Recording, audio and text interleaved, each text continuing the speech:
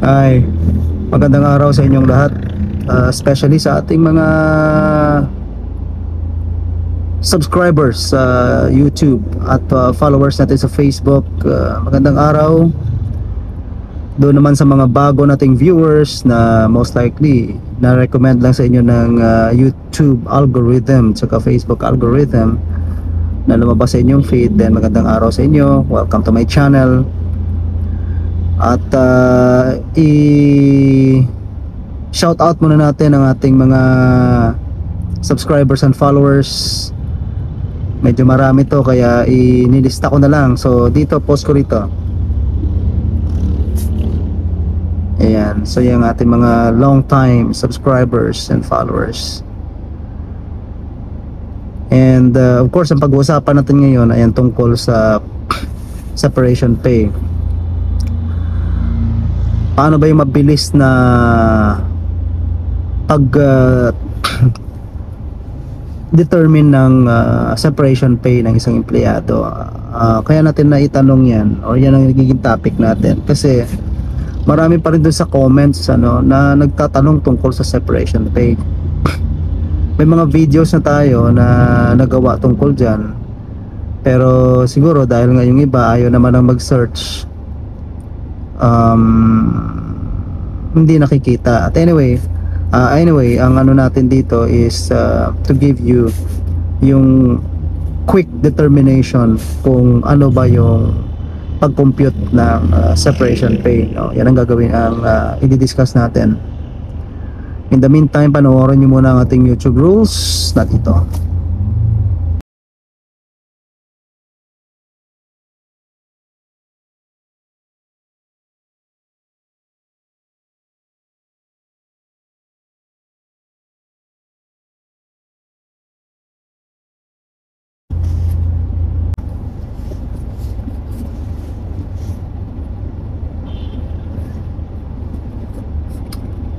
Okay, welcome back sa ating discussion tungkol sa separation pay. Paano ba ito quickly malalaman, ang separation pay kasi binibigay lang yan sa mga empleyadong na tanggal due to authorized cause. Yan ang pinaka bulto ng rason kung bakit nagbibigay ng separation pay sa ilalim ng ating labor code. Ang dalawang article sa labor code na nagiging basis ng separation pay, ang articles 298 and 299. Yung 298, yan yung termination dahil may mga sitwasyon sa negosyo ng isang kumpanya o ng isang employer na kailangan niyang magtanggal ng empleyado na at a certain point ang labor code nagre-require ng payment ng separation pay. Yung article 299 naman, walang kinalaman sa negosyo yan ng employer or ng company, kundi yan naman ay dahil sa incurable disease ng isang empleyado. So may separation pay din yan. Kung babasahin ninyo ang labor code, these are the only two articles na sinasabing magbayad ng separation pay. May iba dyan pag may kaso na yung separation pay in lieu of reinstatement. So hindi yan na pinag-uusapan natin kasi ang tanong dito parang tatanggalin na sila tapos babayaran ba sila. So separation pay na walang kaso ang pinag-uusapan natin dito. Ang pinakamadaling paraan dyan para intindihin natin kung 1 month per year of service ba or 1/2 month ang separation pay na ibibigay sa atin. Yun lang yun. Dalawa lang, kung kalahati o buo ang magiging basihan ng separation pay. Yun lang yung isipin natin kapag separation pay, 1/2 ba yan or 1 month? Now, kailan 1 month, kailan 1/2? Sa labor code, dalawa lang yung 1 month. Ang 1 month per year of service dyan, yung sa Article 298 na redundancy tsaka termination due to installation of labor saving device. Okay? The rest 1/2 month na. Pag sinabi mong the rest sa Article 298, ito yung retrenchment tsaka yung termination due to closure of business or cessation of operation not due to severe financial losses. Tapos yung isa, yung due to incurable disease, yung tinanggal dahil hindi na siya gagaling sa kanyang sakit. So yun lang yun pag hinati mo sa dalawang grupo, yung 1 month group tsaka 1 half month group. Yung 1 month group, redundancy and termination due to installation of labor saving device. So ILSD, installation of labor saving device. So i-code ko na lang yung RD, redundancy, at saka ILSD. 1 month yun. Ang 1 half month, retrenchment, sabihin na lang natin na RT, tsaka termination due to closure or cessation of operation not due to losses. At saka yung sa 299, yung disease. Now, baka maitanong nyo lang, bakit merong 1 month per year of service at merong 1 half month per year of service? Relevant yung tanong na yan kapag binasa mo yung Article 298. Kasi sa Article 298, nakalagay dyan na ang unang dalawang nabanggit,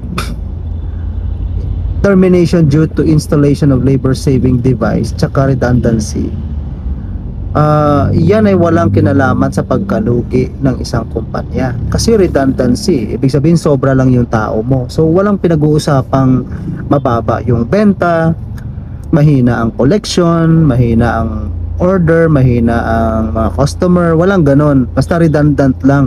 Pag sinabi mo kasing redundant, sa isang function sa opisina, dalawa or mas higit pa ang gumagawa, so redundant. Ibig sabihin, di ba, kung halimbawa we will make it very simple, paglalaba, kung kaya namang isa na lang yung maglaba, bakit kailangan tatlo pa? Dalawang piraso lang naman ang lalabahan, parang ganon, di ba? Now, halimbawa ang encoder, no? Idalhin naman natin sa opisina na setting. Encoder halimbawa, yung i-encode lang naman kaya na ng isang tao, pero tatlo ang nakaupo na encoder. So may redundancy diyan. Ibig sabihin, tutunganga yung dalawa diyan kung tutuusin. O kaya tatlo sila, magiging petics. So hindi maganda sa operation ng isang kumpanya na merong redundant workers, no? Parang ganyan. Now, ang installation of labor saving device naman, wala rin kinalaman ito sa pagkalugi ng isang kumpanya. Ito yung mga tipong kumpanyang nag-upgrade into machineries, nag-upgrade sa mga electronic. Halimbawa, yung sinasabi nga natin dito na uso na ang AI ngayon, ano? If you look at the manufacturing parang plant ng mga auto companies, 'di ba? Yung mga naglalagay ng makina, naglalagay ng windshield, naglalagay ng pinto. Dati mano-mano 'yan, tao, no? Pinalitan nila ng mga robot 'yan, 'di ba? Makikita mo ngayon, wini-welding robot na yung nagwe-welding, 'di ba? Yung parang malaking robotic arm ng ganyan, binubuhat yung pinto, ikinakabit, saktong-sakto, calibrated kasi. So, installation of labor saving device. So, ni-replace ng mga machines na 'yan yung probably 3 or 4 people na dapat na nagtatrabaho dyan. So installation of labor saving device, walang kinalaman sa pagkalugi. Kaya pag tinanggal ang empleyado tungkol sa mga ganyan na wala namang kinalaman sa pagkalugi, pinagbabayad ng mas malaki ang kumpanya, 1 month per year of service. Kasi syempre kapag mayroong kinalaman sa pagkalugi, nakikisimpatya ang ating batas, yung labor code, diba? Halimbawa retrenchment. Ano ba yung retrenchment? Ito yung nagbabawas ka ng tao dahil hirap na yung kumpanya. Halimbawa, wala na nga masyadong benta. Tapos, o kaya hindi na nga kumikita. Tapos, ang dami pang tao. So, pinapayagan niya ng mag-retrench. Ngayon, kung nagtanggal ng empleyado dahil nag-retrench, tapos pagbabayaran mo pa ng 1 month per year of service, parang mabigat na. Yun ang wisdom ng batas na yan. Kaya, ang retrenchment, dahil sad story siya, dahil may financial issue, 1 half month per year of service lang. Ganon din naman sa closure, diba? Not due to severe financial losses. Nag-close na nga yung business So ibig sabihin, hindi na siya kikita kasi magsasarado na nga, or any part of the business, the operation, the department, ganyan. So hindi na yan i-burden pa ng mas malaking bayad para sa separation pay. Yun ang pinagkaiba nun. So sa disease, ganun din naman. So hindi naman kagustuhan ng magkabilang parties na mayroong incurable disease. So tinemper na lang. So 1/2 month per year of service. So guys, ganun lang siya, no. Ngayon, pag naalaman nyo na kung 1 month or 1/2 month per year of service, then you can compute na i-multiply nyo lang naman yan sa kung magkano ang monthly ninyo. Kung 1 month, kung magkano yung monthly ninyo, then i-multiply ninyo sa number of years of service. Ganun lang kadali computein yung separation pay. Tapos kung 1/2 month naman, i-multiply niyo tapos i-divide niyo by 2. Ganun lang siya. Now, paalala lang, huwag kayong malito doon sa final pay dahil ang separation pay ay iba yan sa final pay, no? Although, ang final pay kasi is a bigger concept na pag sinabi mong final pay, huling bayad na sa'yo. Kung nag-resign ka, may final pay ka. Kung na-retrench ka, may final pay ka rin.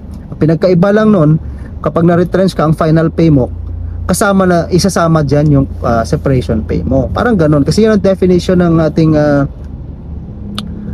Department of Labor sa Labor Advisory 6 Series of 2020. No?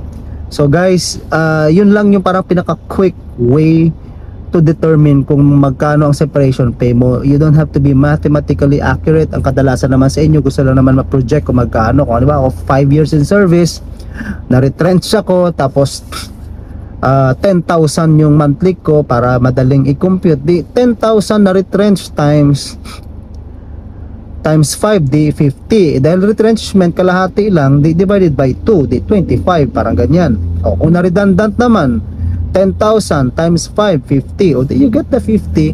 And take note guys, dito sa mga payment na separation pay, minimum dito, kung halimbawa hindi ka naman naka 1 taon, hindi naman naka minimum 1 month per year of service, irrespective kung yan ay retrenchment, redundancy, installation. So laging minimum yan 1 month. Kung halimbawa wala naman talagang kukumputin dahil hindi ka pa naman naka 1 taon, you get 1 month. Kaya na-retrench ka, kaya na-redundant ka. Alright? Now, isa pa, kung medyo may mahabang tenure, may mga pinag-uusapan dyan, paano kung may butal, halimbawa 5 years and 4 months, may mga ganon, no? Kapag ka ikaw naka 6 months, considered 1 year na yan, ha? At tawag doon may fractional rule. Okay? So yun lang naman ang dapat intindihin dyan. Pero ang pinakapunto nitong video kasi, paano mo mabilisang ma-estimate kung magkano ang iyong separation pay. Ganun lang yun. I-grupo mo lang sa dalawa, i-summarize ko, ha? Pang 1 month ba yan or pang 1/2 month? Ano ba yung mga pang 1 month? Mga pang 1 month, ito yung na-terminate dahil walang kinalaman sa pagkalugi ng kumpanya or kahirapan sa pinansyal, redundancy, installation of labor saving device. Ang 1/2 month, ito yung may sad story dahil may kinalaman sa financial issue ng kumpanya. Ito yung retrenchment saka closure. Alright? Isama mo na dyan yung incurable disease. So guys, I hope you learned something from this video.